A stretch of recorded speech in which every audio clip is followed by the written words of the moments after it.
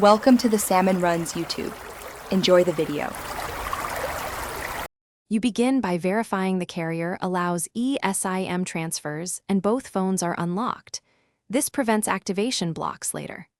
Once confirmed, back up your old phone and jot down account credentials and the eSIM ICSID if shown, because you may need them for validation.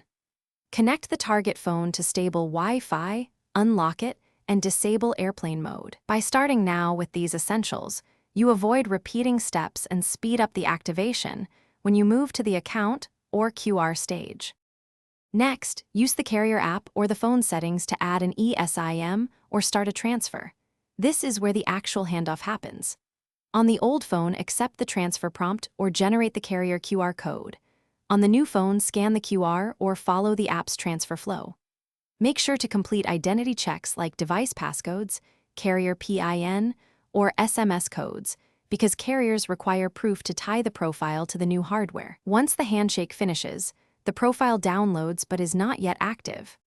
Finally, set the downloaded eSIM as primary or secondary and choose which line handles data and calls. This ensures existing apps keep working.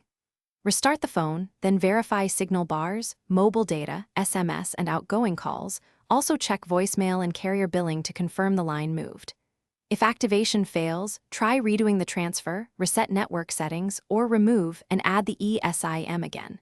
If problems persist, contact your carrier with the ICSID and error details so they can reprovision the eSIM on the new device. Thanks for watching.